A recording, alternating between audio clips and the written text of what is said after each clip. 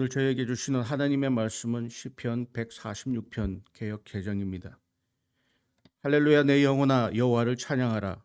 나의 생전에 여호와를 찬양하며 나의 평생에 내 하나님을 찬송하리로다. 귀인들을 의지하지 말며 도울 힘이 없는 인생도 의지하지 말지니 그의 호흡이 끊어지면 흙으로 돌아가서 그날에 그의 생각이 소멸하리로다. 야곱의 하나님을 자기의 도움으로 삼으며 여호와 자기 하나님에게 자기의 소망을 두는 자는 복이 있도다. 여호와는 천지와 바다와 그 중에 만물을 지으시며 영원히 진실함을 지키시며 억눌린 사람들을 위해 정의로 심판하시며 줄인 자들에게 먹을 것을 주시는 이시로다. 여호와께서는 갇힌 자들에게 자유를 주시는도다. 여호와께서 맹인들의 눈을 여시며 여호와께서 비굴한 자들을 일으키시며 여호와께서 의인들을 사랑하시며 여호와께서 나그네들을 보호하시며 고아와 과부를 붙드시고 악인들의 길은 굽게 하시는도다. 시온아, 여호와는 영원히 다스리시고 내 하나님은 대대로 통치하시리로다. 할렐루야. 살아계신 하나님의 말씀입니다. 아멘.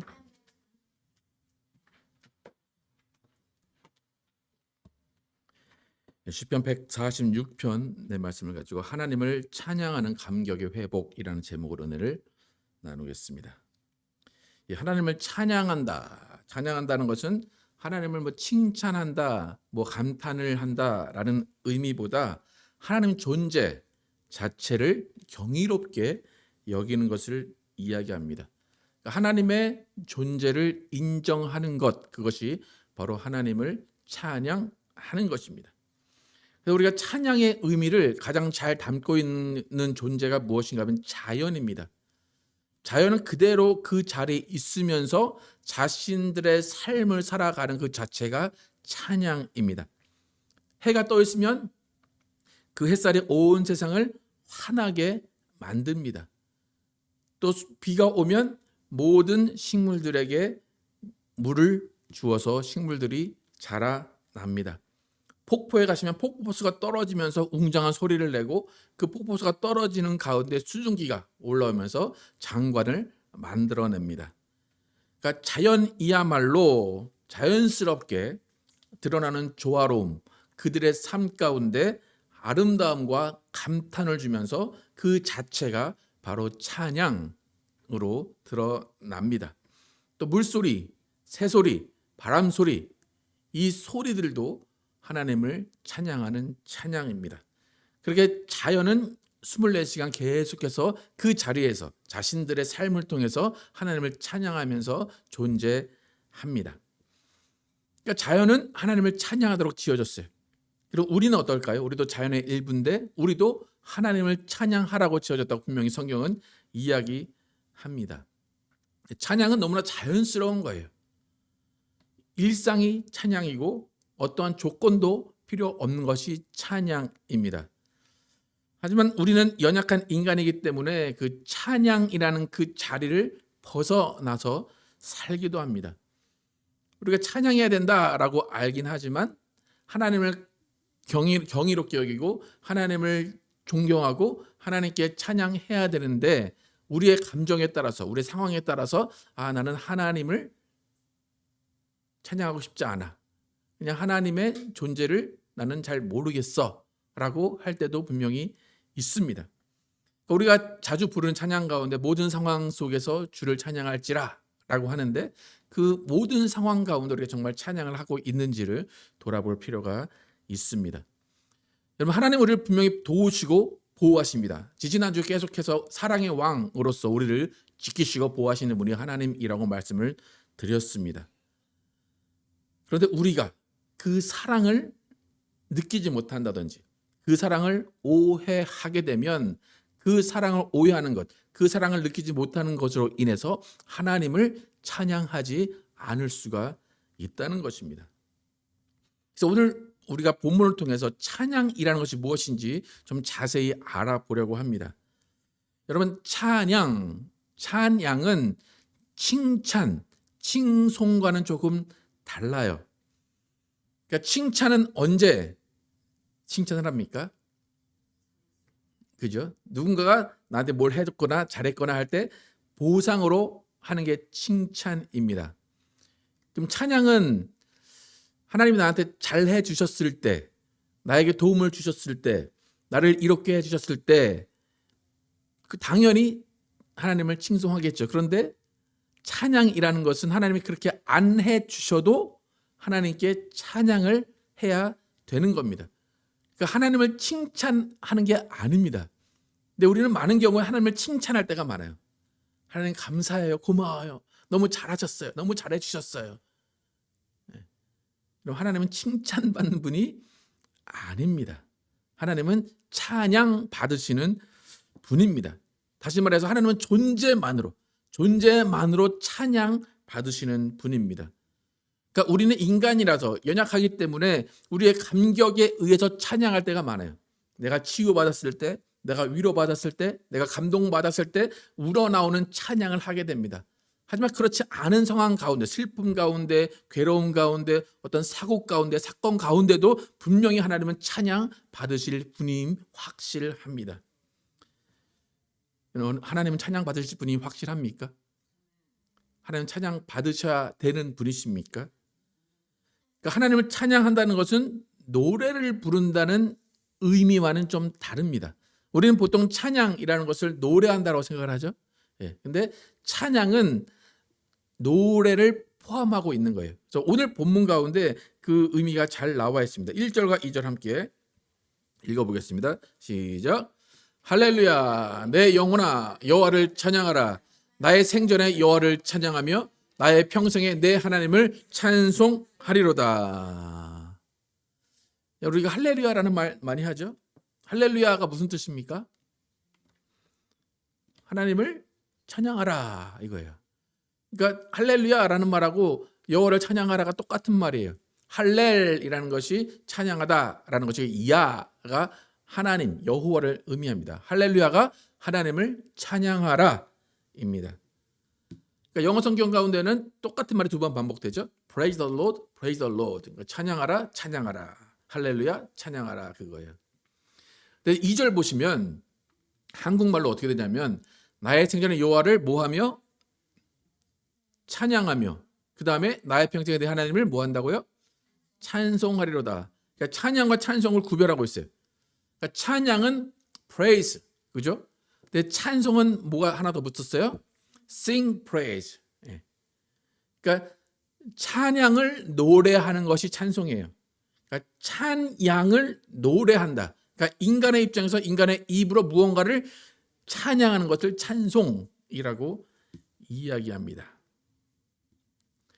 그러니까 찬양이라는 것은 하나님의 일하신 결과를 받아들인 후에 하는 것이 아니라 하나님 자체를 존경하고 하나님 자체를 감사하고 하나님 자체를 사랑하는 것, 그것이 찬양입니다. 그러니까 여러분이 찬양할 이유가 뭐가 있냐라고 할 때 하나님 여러분을 지어 놓으신 것 자체가 찬양의 제목입니다. 그러니까 내가 못하는 일을 하는 사람을 보면 감탄이 나오죠, 그죠? 아, 난 저런 거 못하는 사람 참 잘한다. 그러니까 그렇게 감탄이 저절로 나오는 것이 찬양입니다. 그러니까 하나님을 찬양한다라고 할 때 하나님이 나에게 무엇을 해주지 않으셔도 찬양을 해야 되기 때문에 찬양은 식어지면 안 돼요. 여러분 어떻습니까? 여러분 삶 가운데 찬양이 식어집니까? 항상 찬양은 동일합니까? 어떻습니까? 찬송은 식어질 수 있어요. 찬양은 식어지면 안 됩니다. 왜냐하면 하나님은 그 자리에 그대로 계시기 때문입니다. 여러분 만약 여러분이 하나님을 찬양한다라고 하는데 그 이유가 필요하거나 조건이 필요하거나 동기가 좀 부족하다고 생각하신다면 찬양이라는 그 개념을 다시 한번 생각해 봐야 됩니다. 세상은 하나님을 찬양하지 않아요. 세상이 하나님을 찬양하지 않는 것은 하나님의 존재를 인정하지 않기 때문입니다. 결국 자신의 인생은 하나님과 상관이 없다라고 생각하는 사람들이 세상 사람들이기 때문에 하나님을 찬양하지 않아요. 여러분 할렐루야라고 외친다는 것은 그 할렐루야라는 것을 말한다는 것은 하나님의 존재를 인정한다는 거예요. 하나님이 살아 계시기에, 하나님이 존재하시기에 내가 존재합니다라는 것이 할렐루야입니다. 근데 아까 전에 읽은 그 본문에서 할렐루야 그리고 찬양한다라고 하는데 어떤 존재, 누가 찬양한다라고 했습니까? 기억나십니까? 1절에 할렐루야, 그렇죠? 내 영혼이 하나님을 찬양합니다라고 그래요. 그러니까 내가 입으로 찬양합니다가 아니라 누가 찬양한다고요? 영혼아 여호와를 찬양하라라고 합니다. 아까 전에 자연은 그 자리에서 자연 그대로의 모습으로 찬양한다고 그랬어요. 우리 영혼도 똑같아요. 내 육신, 내 생각은 하나님을 찬양해야 될 때도 있고 안 해야 될 때도 있다고 생각을 할 수 있어요. 그런데 우리 영혼만은 24시간 하나님을 찬양하고 있습니다. 영혼, 우리 안에는 영혼은 잠을 잘까요? 안 잘까요? 잠은 안 자겠죠? 그럼 뭐 하고 있을까요? 생각해 보신 적 있으십니까? 되게 심심할 것 같지 않아요? 우리 영혼은 뭐 하고 있을까요? 하나님 찾고 있어요. 우리 영혼은 24시간 하나님 찾고 있는 겁니다. 다윗이 시편에 어떻게 고백하는지 한번 보겠습니다. 시편 42편 1절 함께 시작. 하나님이여 사심이 시냇물을 찾기에 갈급함 같이 내 영혼이 주를 찾기에 갈급하나이다.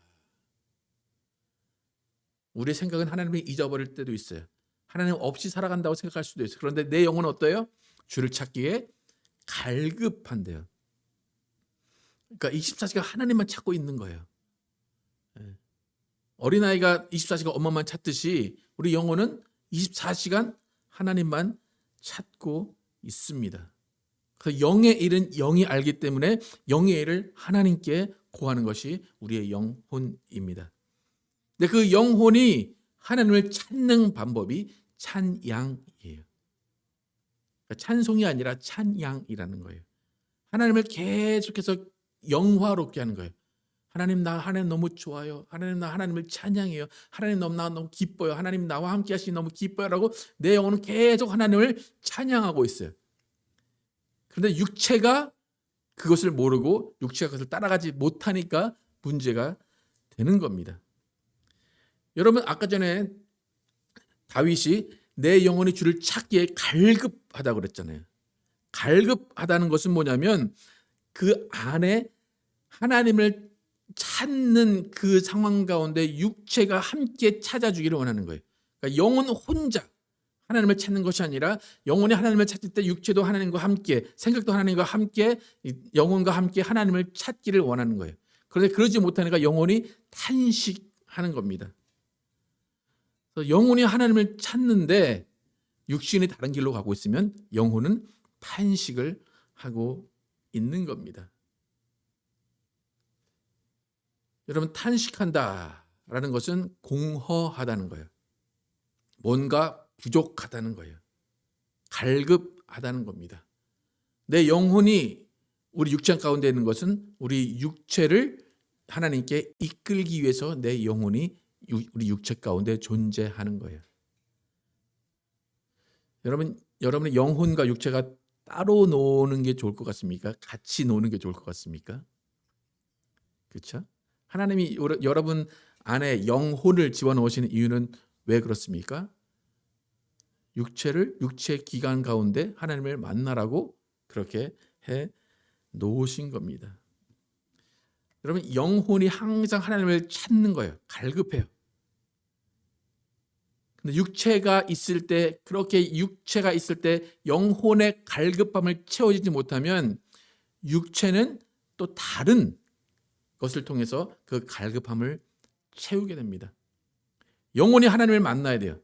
영혼이 하나님을 찾을 때 하나님을 만나야 되는데 육체가 그렇지 못하고 있으면 육체는 다른 일을 또 통해서 자신의 공허함을 채우게 됩니다. 여러분의 영혼을 한번 생각해 보세요. 여러분의 영혼이 하나님을 갈급히 찾고 있어요. 그럼 어떻게 하실 겁니까? 그래 너 잘 찾아라. 너 하나님 잘 찾아라. 그렇게 하고 계실 거예요? 아니면 내 영혼이 하나님을 찾는구나. 나도 일어나서 하나님을 찾아가고 나도 하나님께 나아가야지. 그런 생각이 드십니까? 여러분 영혼을 한번 생각을 하시기 바랍니다. 24시간 하나님을 찾고 싶어 하는데 조금 도움을 주면 안 될까요? 굳세어라라고 영혼은 영혼대로 나는 나대로 육체는 육체대로 살아가야 될까요?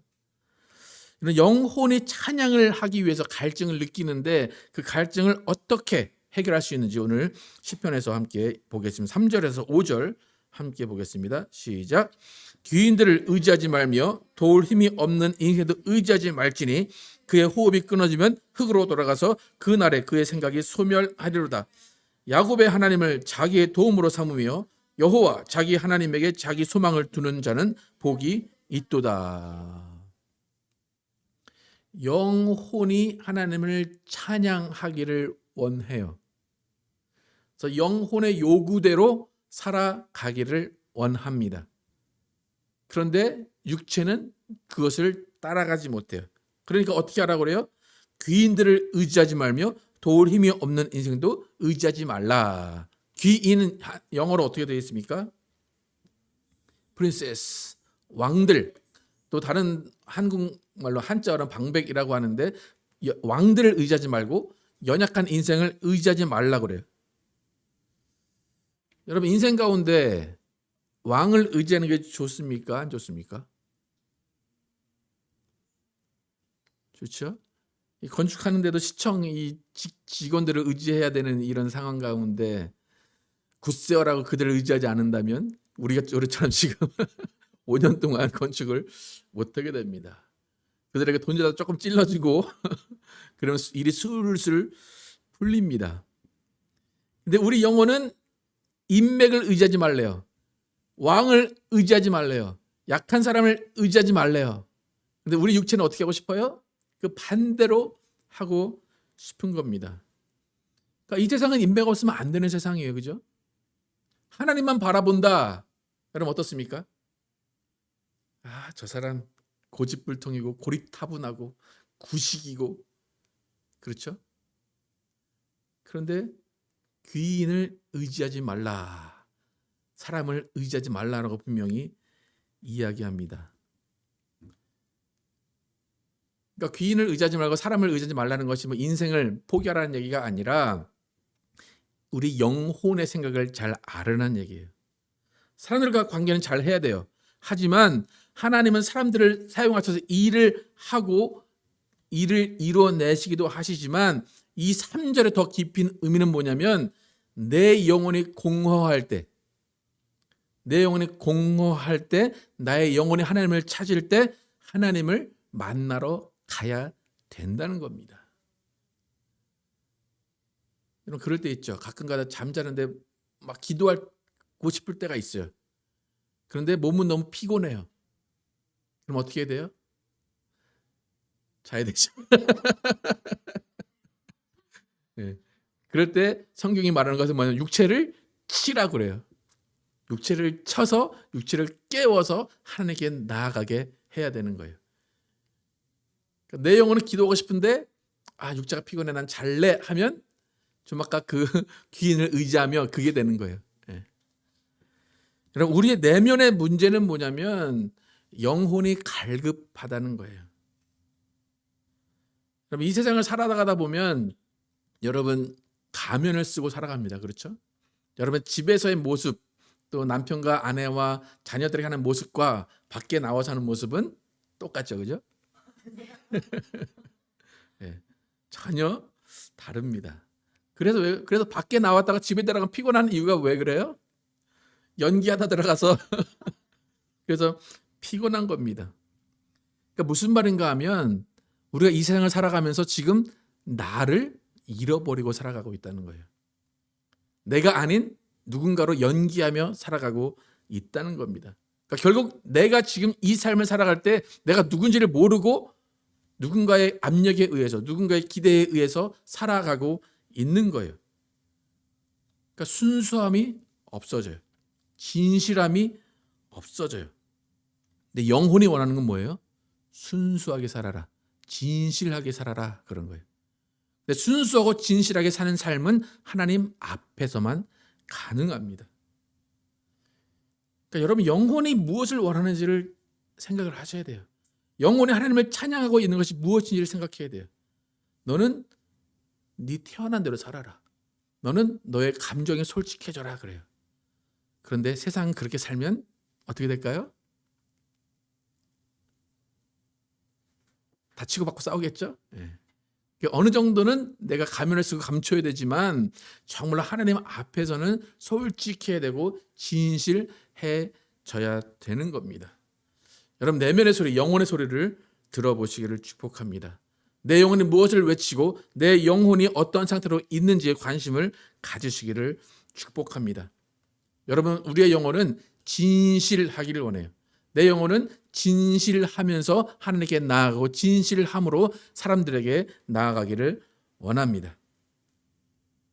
근데 우리는 진실할 수 없어요. 그렇기 때문에 하나님이 필요합니다. 6절과 7절 함께 읽어보겠습니다. 시작. 여호와는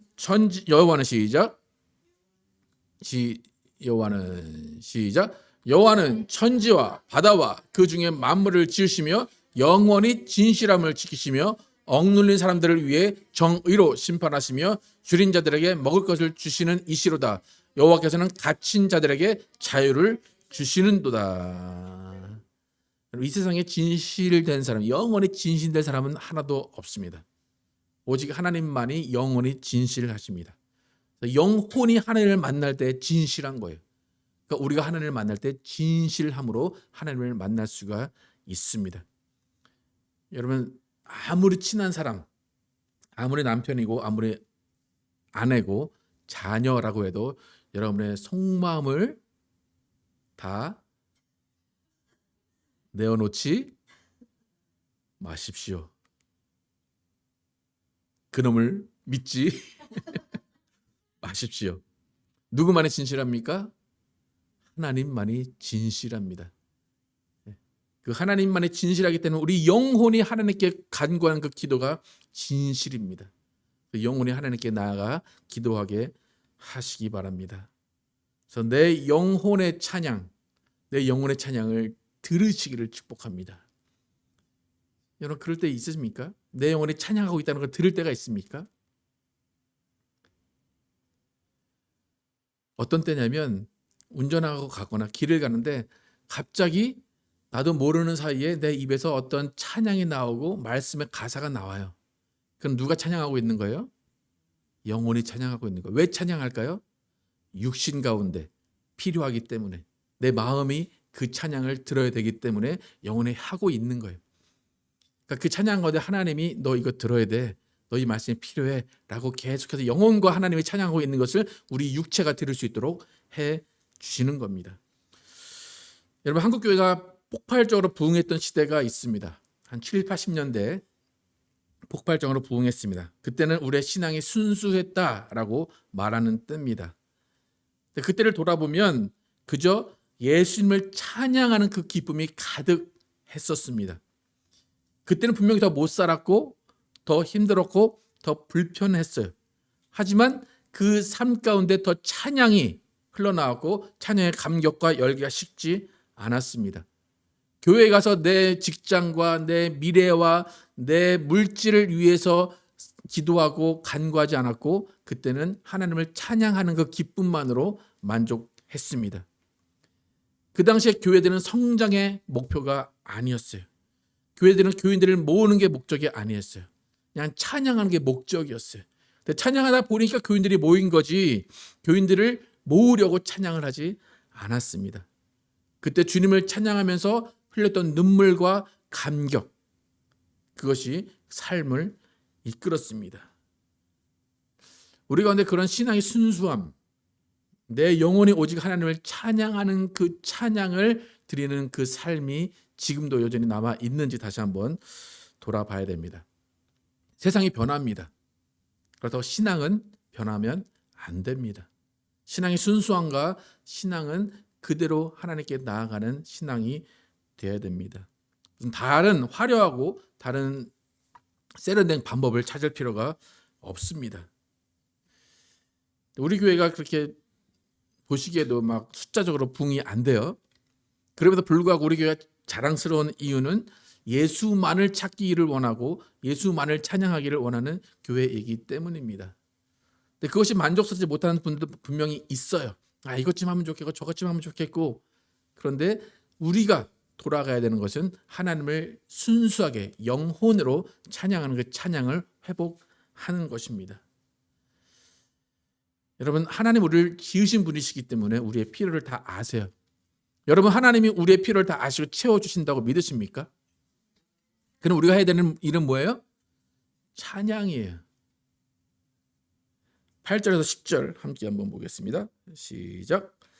여호와께서 맹인들의 눈을 여시며 여호와께서 비굴한 자들을 일으키시며 여호와께서 의인들을 사랑하시며 여호와께서 나그네들을 보호하시며 고아와 과부를 붙으시고 악인들의 길을 굽게 하시는도다.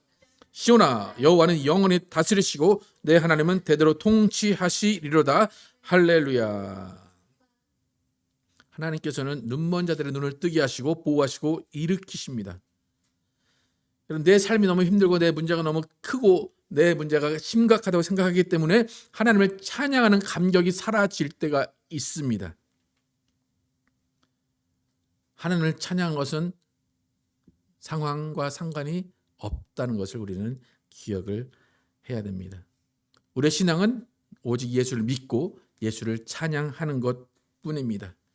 찬양하는 삶을 살다 보면 어느샌가 하나님께서 내 문제를 해결해 주십니다. 여러분, 찬양하는 가운데 문제가 해결되는 것을 믿습니까? 아니면 내 문제가 해결되면 찬양하는 것을 믿습니까? 찬양하다 보면 문제가 해결되는 것을 믿어야 됩니다. 여러분, 하나님 없이도 잘 사는 인생들을 부러워하지 마세요. 찬양하지 않아도 주식이 올라가는 인생들을 부러워하지 마세요. 그 인생에 하나님이 없다는 것은 그 영혼이 하나님을 계속해서 갈급하며 찾고 있다는 거예요. 그러다가 죽으면 그냥 그 인생은 지옥에 가는 것뿐입니다. 여러분, 여러분의 영혼이 하나님을 찬양하고 있다는 것을 인정하시고 하나님을 찬양하며 사는 삶에 만족하시기를 축복합니다. 그래서 하나님을 찬양하는 감격이 회복되기를 축복합니다. 그래서 우리 모두는 내 목표를 이루기 위해 신앙하는 것이 아니라 하나님을 찬양하기 위해 신앙하시고 하나님을 찬양하는 그 감격이 회복되는 신앙을 통해서 할렐루야의 감격이 넘치는 여러분의 인생이 되기를 예수의 이름으로 축복합니다.